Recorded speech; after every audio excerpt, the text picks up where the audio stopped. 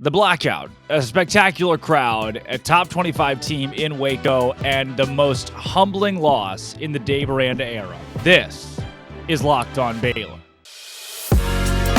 You are Locked On Baylor, your daily podcast on the Baylor Bears, part of the Locked On Podcast Network, your team every day. Monday, everybody. It's Monday. Drake Toll alongside Cameron Stewart. Both of us work for Sports Illustrated's Inside the Bears. Thank you for making Locked On Baylor your first listen every single day, and certainly not here to sugarcoat any of the game on Saturday, without a doubt. And I do want to say, contrary to what you may have heard from Barstool Sikkim, this is not the lowest point in program history. It's a good place to start. Good place to start. Some were saying, and they are wrong, it's not, not even the lowest point in the last decade, believe it or not. Or the last 2-3 seasons. Yeah. You would have to be born in, what do we say, January of 2020 to think that was the case. Pretty much. This is, I'll say this, Cam, you wrote a great article too, a great column for Inside the Bears. Again, you've been doing a lot of those recently. And I realized you said it's the most humbling loss the Dave Aranda era, which I think is a great way to put that. I do want to put it out there and say that not scoring a touchdown in the game Saturday was a gamble. It was a risk. Iowa has used that to some success this season, but it just didn't work out for Baylor. And you gotta put into question who made that call to not score a touchdown, because it didn't work in the end. Yeah, it's bold, and Baylor. We always say you Bruins bold in the fight song, but that was a little too bold. By the way, first time they have not scored a touchdown under Jeff Grimes' regime, and first time in the Shapen Grimes combination that they've scored less than 20 points. So it's maybe not as all bad as we thought before this game, but this game it was every bit as bad. And I kind of joked after the interception on the first drive, because Baylor was about to score, and it ends up being a 10 or 14-point swing because K-State goes right down and scores a touchdown. I'm thinking, I really hope that doesn't take them out of it the rest of the game, knowing there's 50 minutes left. No way that's going to happen. And it looked like that is exactly what happened. They just had no rhythm on either side of the ball at any point in the game. The only time they moved the ball after that were in prevent defenses. That field goal before the half. Kansas State is playing very soft, just keeping everything in front of them. And Baylor can only muster a field goal out of it. So it's bad. Blake Shapen did not look good at all. And to be fair, I guess his receivers didn't look good at all either. No. There were a couple of plays where he's rolling out and trying to make something happen, and nobody is open. And so it's not totally on Shapen, but by no means was he good Saturday night. And good news is, Drake, this is not the lowest point in Baylor's history. No. It doesn't. It's the end of the title defense, almost certainly, but it doesn't feel like the end of something. This season isn't what we wanted it to be. Go into a bowl game. You're still in good shape going forward, but this was really, really bad. Really bad. Today's middle segment is not going to be Baylor can still make the Big 12 championship, which they can, by the way. It's certainly possible. And in this Big 12, it shouldn't be as possible as it is. Granted, Baylor wins the next two games, Kansas State loses the next two games, and they're in. And that's not going to happen. Simple as that. But it's wild that that's that few amount of steps at this point in the season that it's still right there. 8-4 Baylor. The offense was not great, just to throw that out there. Nice. If you'd like to, again, no touchdowns, bold. I think good question here. So last week going into the Oklahoma, Dick Reese, who had 3 does he touchdowns still play for the Baylor? week before, was 90 yards away from setting or 91 from setting the new freshman single season record. Yeah. He is still a good amount away. I don't know if he's going to break that record all of a sudden, which is crazy. He's still 60, 50 yards away probably. That's just ballparking it off the top of my head. He had 4 yards against Oklahoma. So who knows? Right.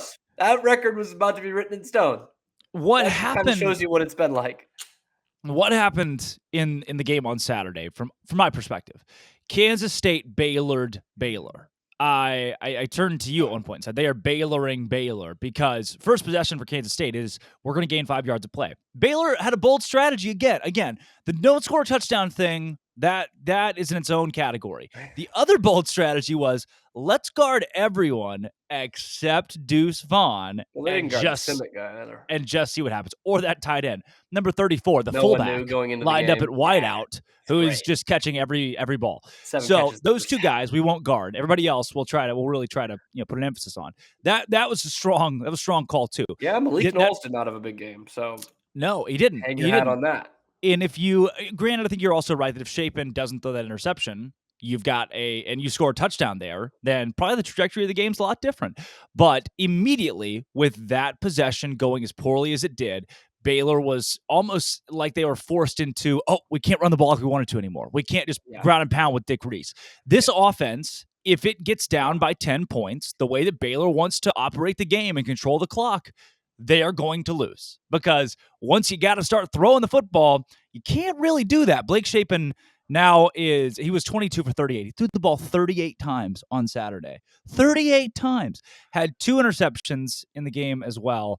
And his stats this season now, 2,100 yards, 13 touchdowns, 8 interceptions. In the middle segment, we'll do the whole Blake Shapen conversation, but that, like, every time he threw the ball, and then the ones that he did throw well, the receivers were like, I don't feel thanked. I'm not catching this. It couldn't have looked worse offensively in every facet. Like, there's no positive takeaway. Well, I said this in the column as kind of tongue-in-cheek, but actually very true. It really did look like 2020.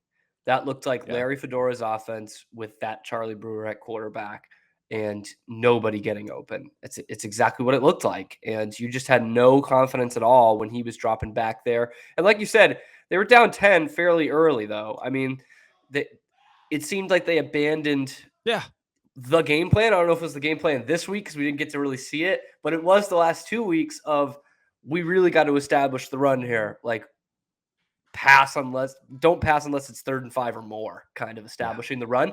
And they just totally went away from that and were behind the chains all night. And I know it's a cliche, but I knew going into this game with the way these two teams operate, it was like whoever jumps out first is going to be at a huge advantage because of how both these teams like to hold the ball for more than half the game if they can, and they've had success doing that this year. Kent State held the ball for 37 minutes. 37 minutes. You're not going to lose a lot of games holding the ball for 37 minutes. No. And I did have an argument, a minor argument on Facebook Sunday, of someone saying, well, this Baylor team has scored plenty of times and had less than 1 minute scoring drives plenty of times this year. And I got fired up, Drake. And I went back in every game log. By many, he meant 2. They've had 2 scoring drives of less than 1 minute this whole year. Yeah. 1 against the Power 5.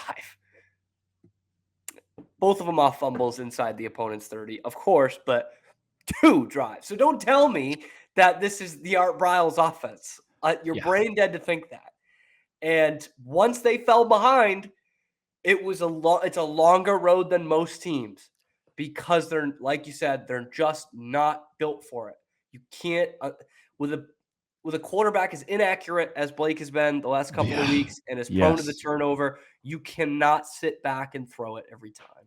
If you've got a quarterback, never like to play from behind, but if you got a guy who's accurate and receivers that can get open, yes, you are built for that. Baylor is not. And I will say it again, Will Howard is my greatest nightmare. There are snakes, spiders, and then Will Howard, because the second he comes in the game, Ron Roberts turned around and went, damn. All he does is blow teams out, man. We're not ready for that. I mean, all week. Stop Adrian Martinez. Stop the run. Stop the run. Stop the run. Will Howard comes in throwing dots immediately.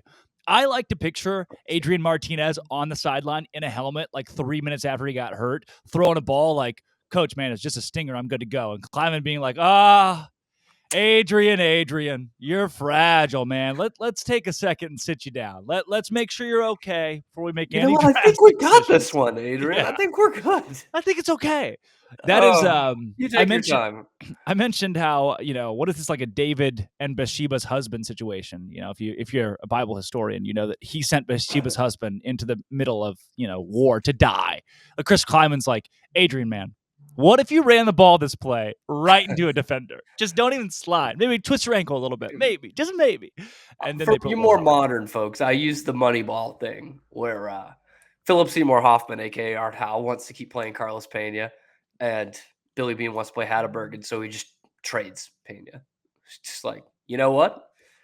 You can't play Adrian Martinez because I'm gonna hurt him. I'm gonna send him out on the front line. I'm sending him into this QB sneak into Siaki Ika. Vaguely, like the first 3 plays in the second half, Blake Shapen's just mauled by a linebacker. It's like, who drew that play up? What are we doing here? Cam, I want to get into the Blake Shapen conversation, the capesation, if you will. Please. And it's not going to be a good one for if you are a Shapen family member. Please, this is your cue. It's been fun. Speaking of fun, Cam's not going anywhere because this is there's a lot to talk about on this topic. But first, fun things include Upside. Right now, if you like to save money, Upside's the way to do it. I've realized that inflation thing's not cool. I go to Fuego. Fuego's right by my house right here. I'm looking outside my window. There's Fuego right there. I went to Fuego for lunch a couple days ago. Got a salad, $14. $14.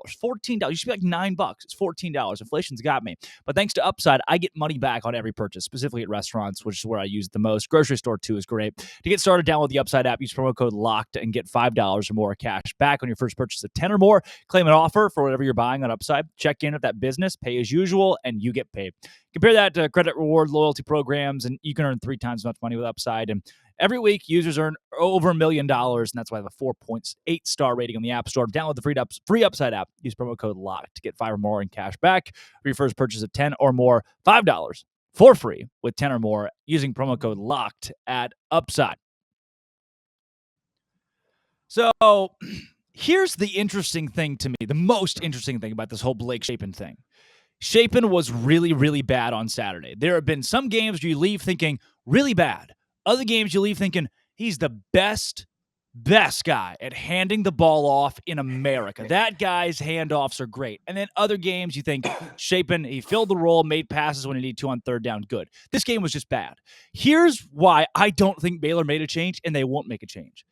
You literally cut Gary Bohannon out of the program for a guy a couple years younger, said goodbye to Gary, who took you to a Sugar Bowl, and took a risk on Blake Shapen that has not paid off.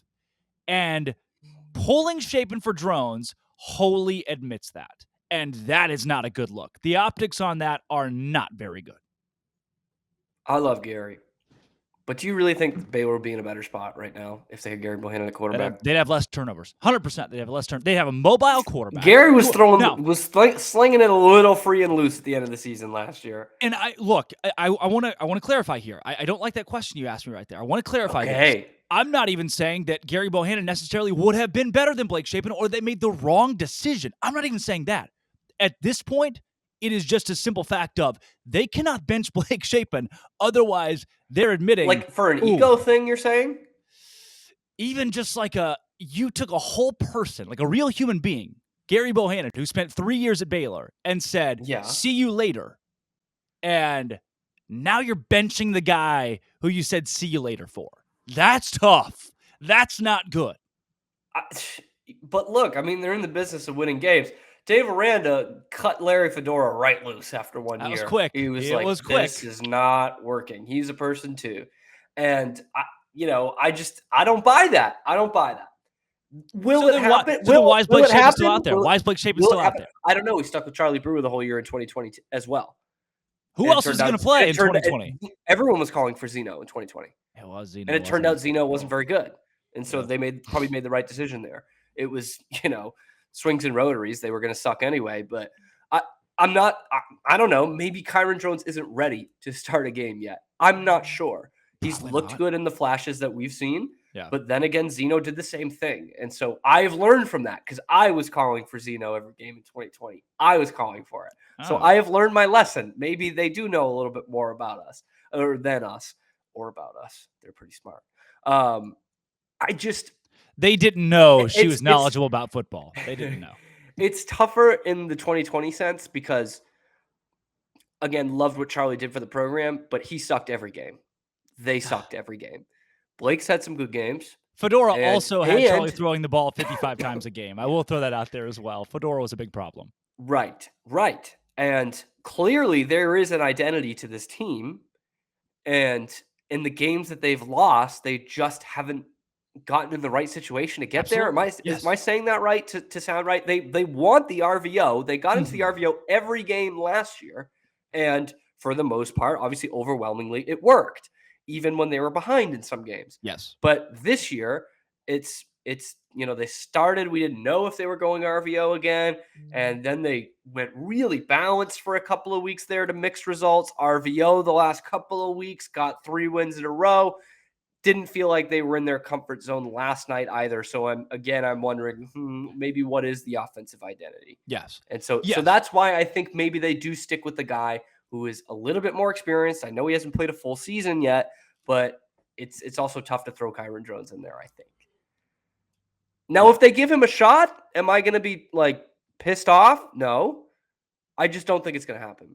I will reason with you here. The RVO is great, except for when you're down by 10, basically. And that's been the issue. Right. It's not necessarily this wouldn't work. Had they scored on that possession where Shapen throws the interception, you're in a much better spot to start running the football and trying to take back control of the clock.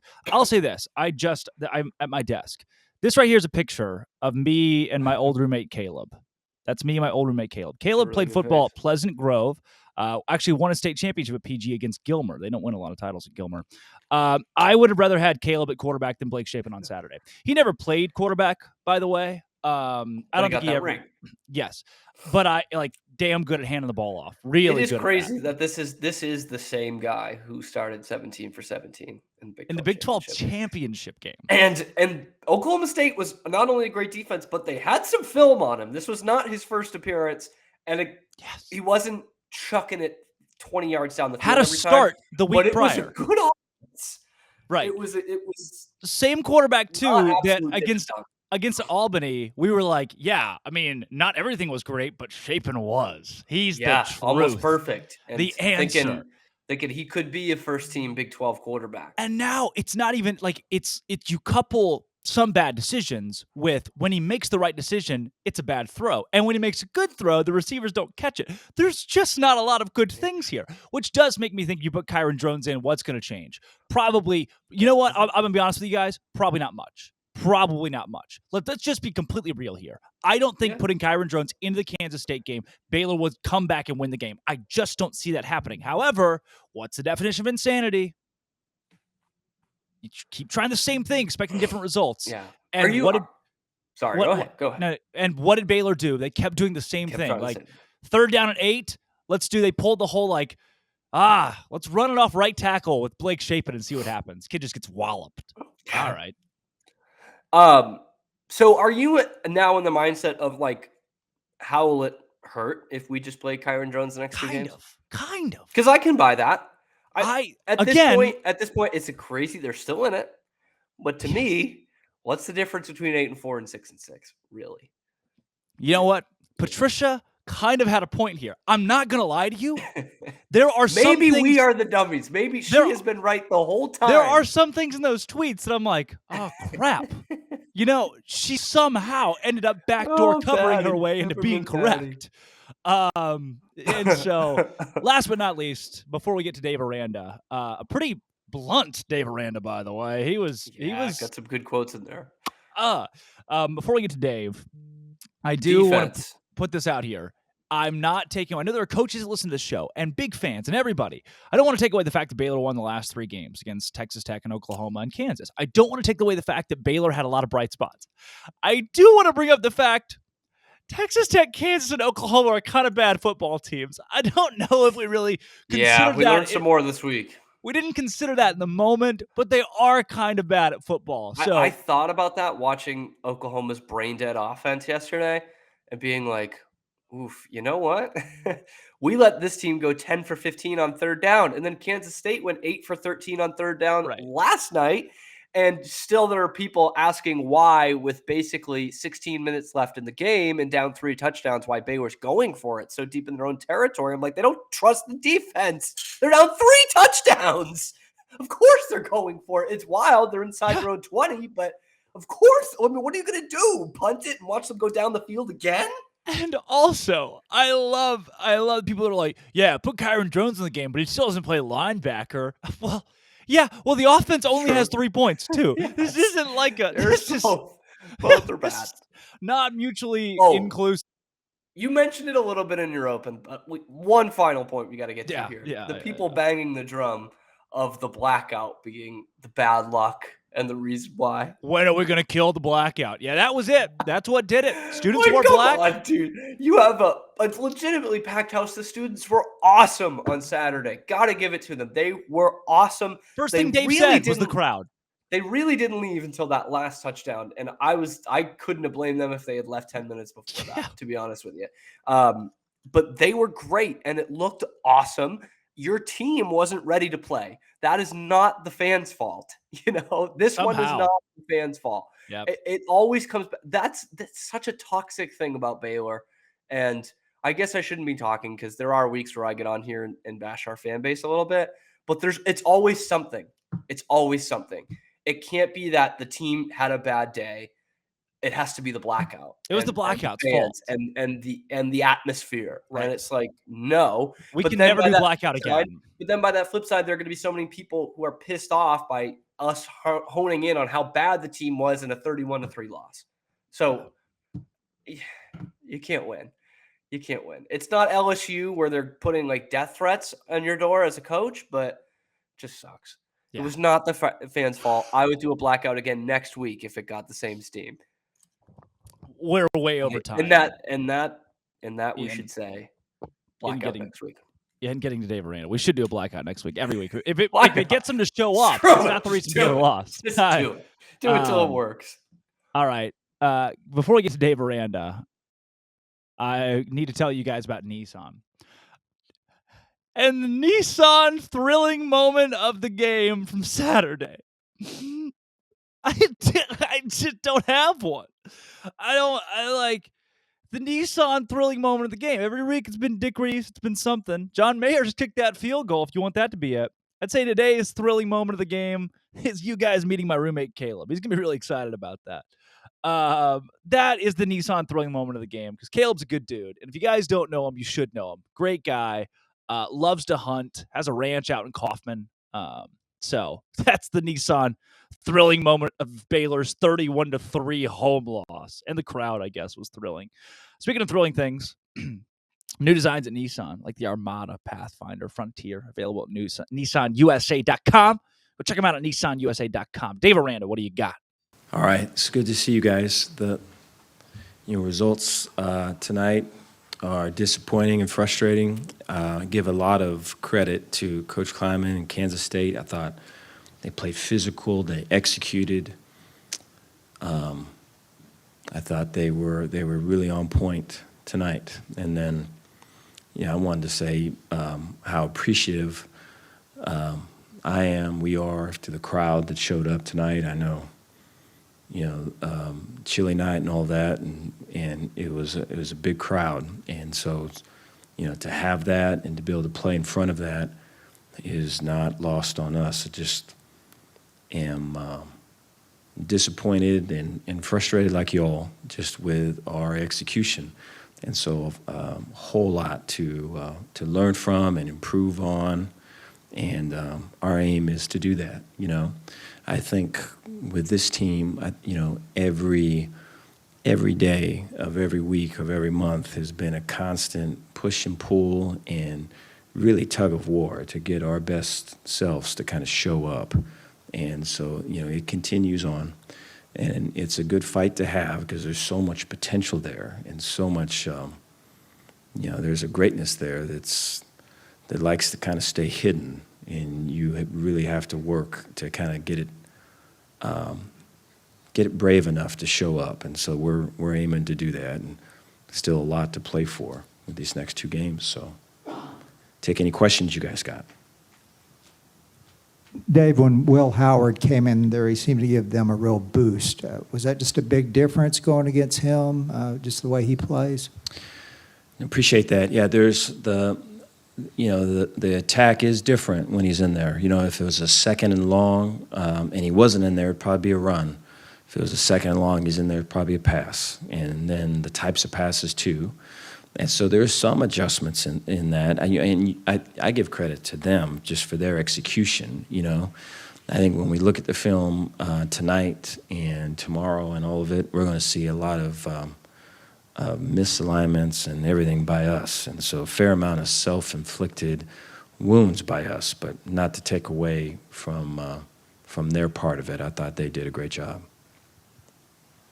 Dave, Dylan mentioned how the Big 12 title, that being on the line tonight, was something that guys were focused on, or maybe too much. Do you feel like that crept into the guys too much so this week? I'm sure it did. You know, I appreciate that question. I think, and that's, you know, was not a focus of ours, and just not an emphasis. And I think if it did, which I would believe that it did, it would be on par with, you know, this year. And so that goes back to the tug of war and the push and pull and just all of it. And so we will continue. Dave, obviously losses like that are hard, but what'd you go into the locker room and tell them whenever you guys got inside? I appreciate that. I still believe in them, and that, you know, things like this hurt, and that there's a lot to learn and grow from this. I think that we're still fighting to get out of our own way. And, you know, I think, you know, you look at just what goes into a game and what goes into a win, and starting on Monday through maybe a Thursday or a Friday practice week. And I thought there's a lot of good things there in this particular one. You could even say might have been our best week of just energy and effort and speeds and just all of it. I think the thing to really kind of, and I don't have all the answers with it now, but to really kind of look at the headspace in the hotel from Friday night to, you know, to this, I think is where we really have to improve, per the, you know, the question prior. Dave, it felt like a couple of your most successful offensive drives came when you guys went up tempo. Do you wish you would have gone to that more today, or done something else to kind of change things up and get some kind of spark?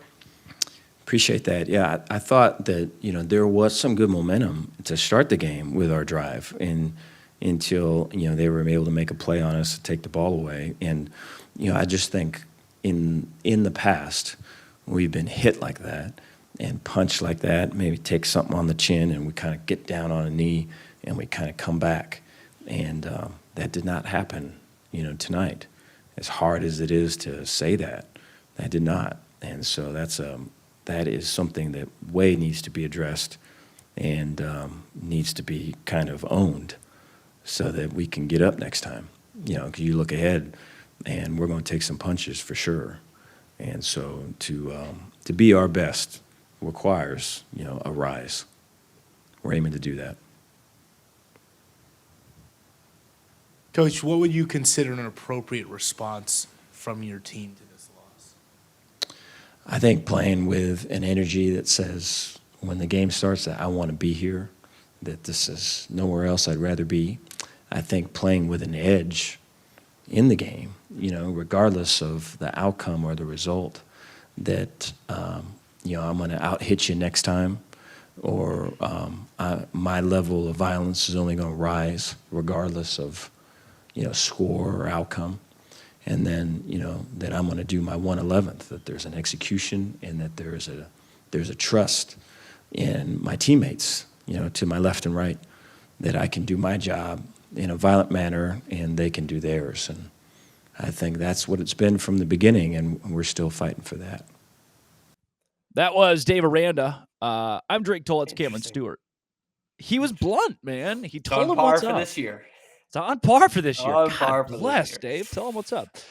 Man. Come back tomorrow. We'll be doing today's basketball game day, which is good. It's basketball season, everybody, in case you're wondering. Northern Colorado. We'll break that down tomorrow, the Northern Colorado game. And we'll talk more about the quarterback battle because I have to. This has been, always will be, Locked On. Thank you for making your first listen every single day. Baylor.